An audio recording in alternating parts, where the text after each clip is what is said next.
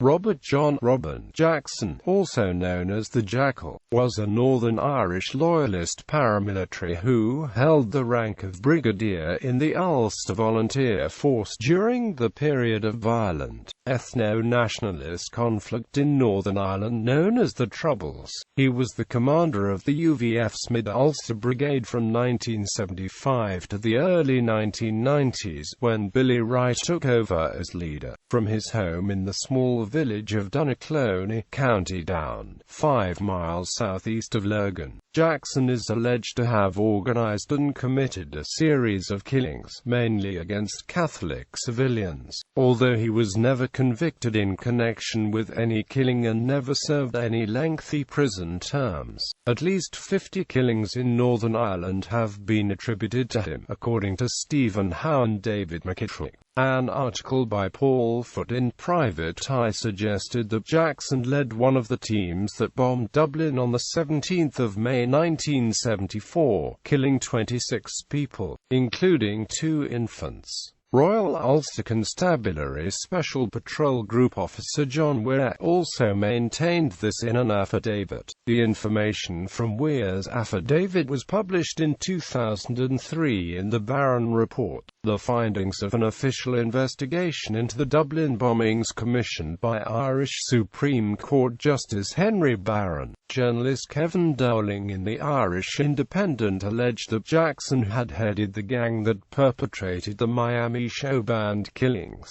which left 3 members of the cabaret band dead and 2 wounded. Journalist Joe Tiernan in the Pat Finucane Centre alleged this, as well as Jackson's involvement in the Dublin bombings. When questioned about the latter, Jackson denied involvement. Findings noted in a report by the Historical Inquiries team confirmed that Jackson was linked to the Miami Showband attack through his fingerprints, which had been found on the silencer specifically made for the Luger pistol used in the shootings. Jackson was a former member of the Ulster Defence Regiment, but had been discharged from the regiment for undisclosed reasons. It was stated by Weir, as well as by others including former British Army psychological warfare operative Major Colin Wallace, that Jackson was an RUC Special Branch agent.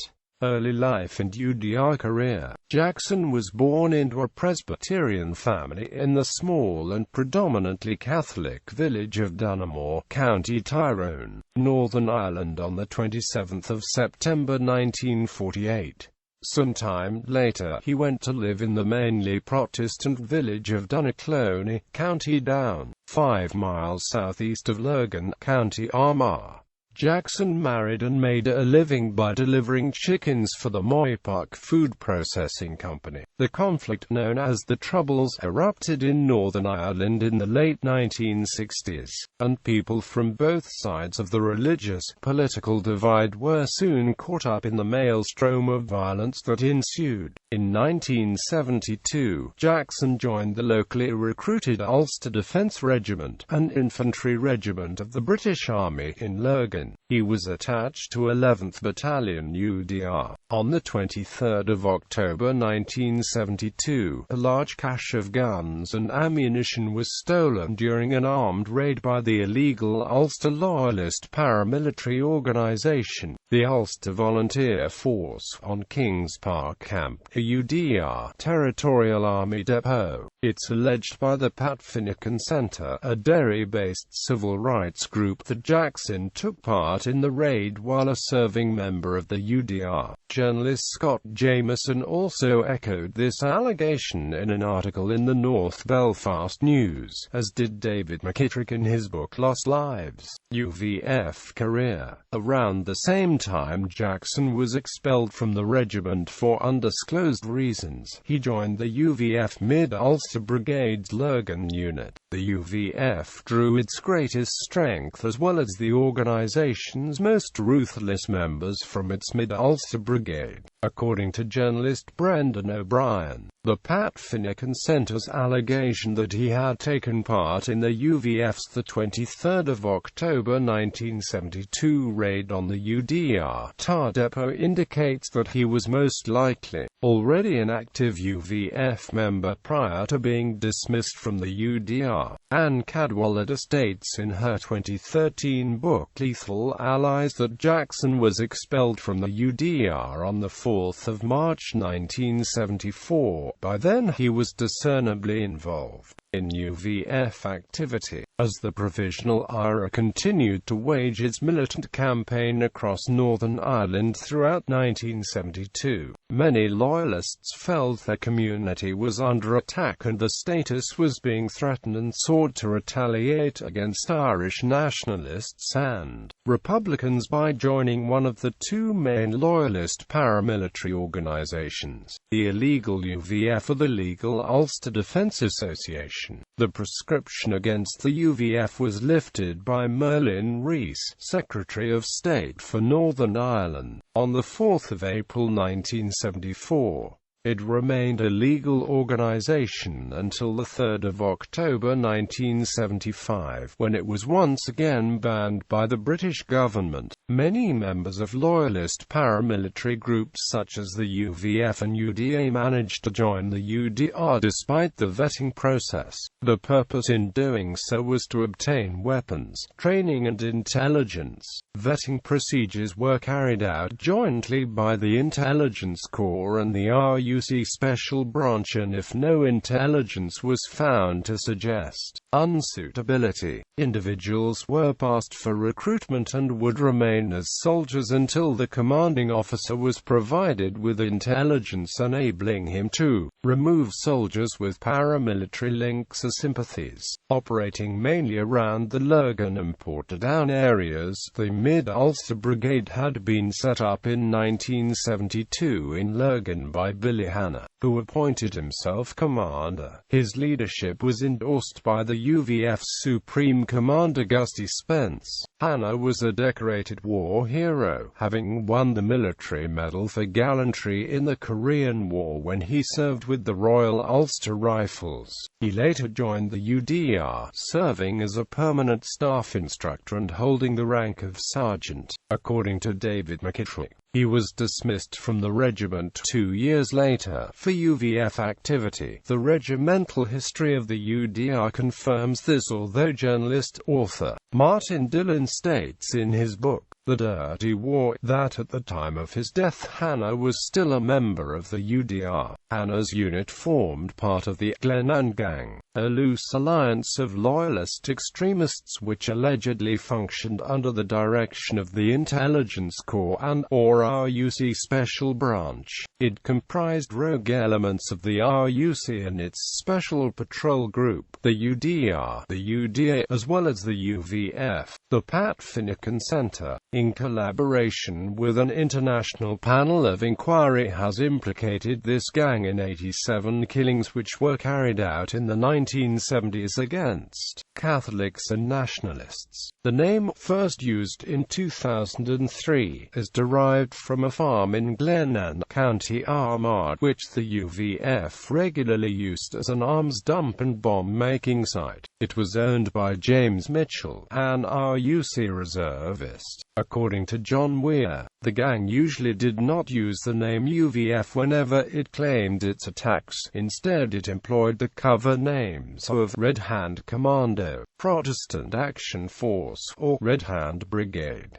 Weir named Jackson as a key player in the Glenann Gang. He had close ties to loyalist extremists from Dungannon such as brothers Wesley and John James Somerville, with whom he was often spotted drinking in the Morning Star pub in the town. Alleged shooting and bombing attacks. Patrick Campbell shooting. He was first arrested on 8 November 1973 for the killing on 28 October of Patrick Campbell, a Catholic trade unionist from Banbridge who was gunned down on his doorstep.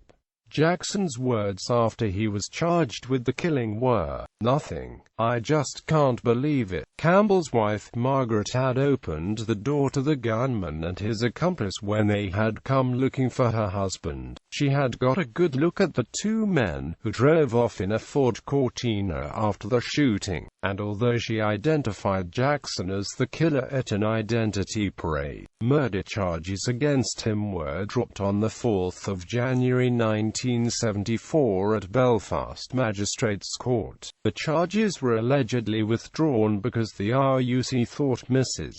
Campbell knew him beforehand. Jackson confirmed this, saying that they had met previously on account that he worked in the same Banbridge shoe factory as Patrick Campbell. It was suggested in David McKittrick's Lost Lives that sometime before the shooting there may have been a minor political disagreement between Jackson and Campbell while the two men were on a night out. Raymond Murray, in his book The Shash in Ireland, suggested that his accomplice in the shooting was Wesley Somerville. When the RUC had searched Jackson's house after his arrest, they discovered 49 additional bullets to those allotted a serving member of the UDR. A notebook was also found which contained personal details of over 24 individuals, including the car registration numbers. Dublin Car Bombings RUC Special Patrol Group Officer John Weir claimed to have first met Jackson in 1974 at Norman's Bar in Moira, County Down. Weir stated in an affidavit that Jackson was one of those who had planned and carried out the Dublin car bombings. According to Weir, Jackson, along with the main organizer Billy Hanna and Davy Payne, led one of the two UVF units that bombed Dublin on the 17th of May 1974 in 3 separate explosions, resulting in the deaths of 26 people, including 2 infant girls. Close to 300 others were injured in the blasts, many of them maimed and scarred for life. Journalist Peter Taylor affirmed that the Dublin car bombings were carried out by 2 UVF units, one from Mid-Ulster, the other from Belfast. The bombings took place on the 3rd day of the Ulster Workers' Council strike, which was a general strike in Northern Ireland called by hardline unionists in protest against the Sunningdale Agreement and the Northern Ireland Assembly, which had proposed the sharing political power with nationalists in an executive that also planned a greater role for the Republic of Ireland in the governance of Northern Ireland. In 2003, Weir's information was published in the Barron Report, which was the findings of an official investigation into the bombings by Irish Supreme Court Justice Henry Barron. Justice Barron concluded Weir's evidence overall is credible.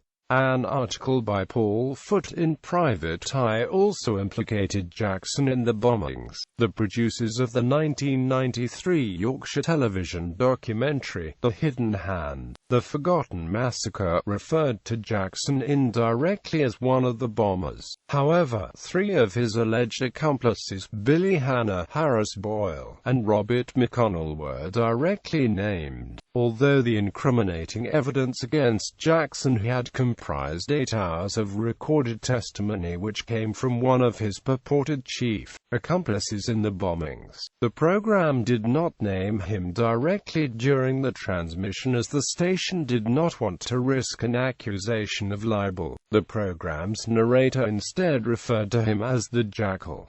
Hanna, Boyle, and McConnell were deceased at the time of the program's airing, according to submissions received by Mr. Justice Barron. On the morning of the 17th of May 1974, the day of the bombings, Jackson collected the 3 bombs and placed them onto his poultry lorry at James Mitchell's farm in Glenann, County Armagh, which had been used for the construction and storage of the devices. He then drove across the border to Dublin, crossing the Boyne River at Eld Bridge. The route had been well rehearsed over the previous months. Billy Hanna, then the Mid-Ulster UVF's commander and the principal organizer of the attacks, accompanied him. At the Coachman's Inn pub car park on the Swords Road near Dublin Airport, the two men met up with the other members of the Uvf bombing team. Jackson and Hannah subsequently transferred the bombs from his lorry into the boots of 3 allocated cars, which had been hijacked and stolen that morning in Belfast. The Hidden Hand producers named William Frenchy, Marchant of the Uvf Secoy 1st Battalion Belfast Brigade, as having been on a Garda list of suspects as the organizer of the hijackings in Belfast on the morning of the bombings.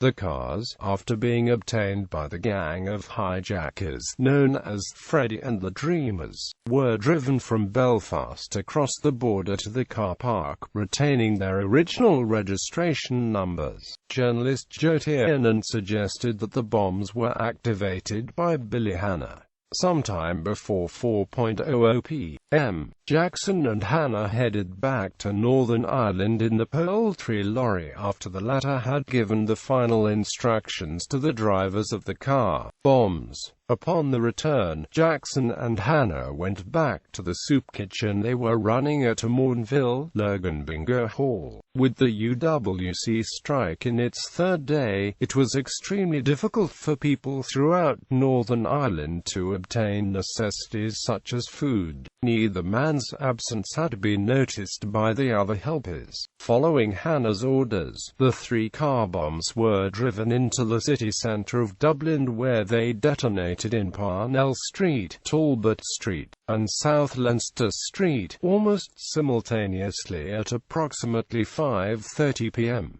No warnings were given. From the available forensic evidence derived from material traces at the scene, the bombs are believed to have contained, as the main tertiary explosive, a gelignite containing ammonium nitrate, packed into the usual metallic beer barrel container used by loyalists in prior car bombings. 23 people were killed outright in the blasts, including a pregnant woman and her unborn child. 3 more people would later die of their injuries. The bodies of the dead were mostly unrecognizable. One girl who had been near the epicenter of the Talbot Street explosion was decapitated. Only her platform boots provided a clue as to her sex. The bombers immediately fled from the destruction they had wrought in central Dublin in the 2 scout cars and made their way north using the smugglers' route of minor and back roads, crossing the border near Hackballs Cross, County Louth at about 7:30 p.m. 30 minutes earlier in Monaghan, an additional 7 people were killed instantly or fatally injured by a 4th car bomb which had been delivered by a team from the Mid-Ulster Uvf's Portadown unit. According to Joe Tiernan, this attack was carried out to draw the Gardaí away from the border, enabling the Dublin bombers to cross back into Northern Ireland undetected. Jackson was questioned following the Yorkshire television programme, and he denied any involvement in the Dublin attacks. His name had appeared on a Garda list of suspects for the bombings. Hannah's name was on both the Garda and the RUC's list of suspects. However, neither of the 2 men were ever arrested or interrogated in connection with the bombings. The submissions made to the Barron inquiry also stated that 1 week before the Dublin attacks, Jackson and others had been stopped at a Garda checkpoint at Hackballs Cross. As it turned out, nobody was ever convicted of the car bombings. Years later, British journalist Peter Taylor, in an interview with Progressive Unionist Party politician and former senior Belfast Uvf member David Irvine, questioned him about Uvf motives for the 1974 Dublin attacks. Irvine replied they were returning the serve. Irvine, although he had not participated in the bombings, explained that the Uvf had wanted the Catholics across the border in the Republic of Ireland to suffer as Protestants in Northern Ireland had suffered on account of the intensive bombing campaign waged by the Provisional IRA. On the 28th of May 1974, 11 days after the bombings, the UWC strike ended with the collapse of the Northern Ireland Assembly family and the power-sharing executive. John Francis Green killing. Statements made by John Weir affirmed Jackson's active participation in the killing of senior IRA member John Francis Green in Mulyash, near Castle Blaney, County Monaghan. On the evening of the 10th of January 1975, gunmen kicked down the front door of the safe house Green was staying in and, finding him alone in the living room, immediately opened fire, shooting him 6 times in the head at close range. The bullets all entered from the front, which indicated that Green had been facing his killers. The UVF claimed responsibility for the killing in the June 1975 edition of its publication, Combat. Green's killing occurred during an IRA ceasefire, which had been declared the previous month. Assassination of Billy Hanna and leadership of UVF Mid-Ulster Brigade subsequent to his alleged killing of leader Billy Hanna outside his home in Lurgan in the early hours of the 27th of July 1975. Jackson assumed command of the Mid-Ulster Brigade. Hanna and his wife and had just returned from a function at the local British Legion Club. When he stepped out of the car, 2 men approached him.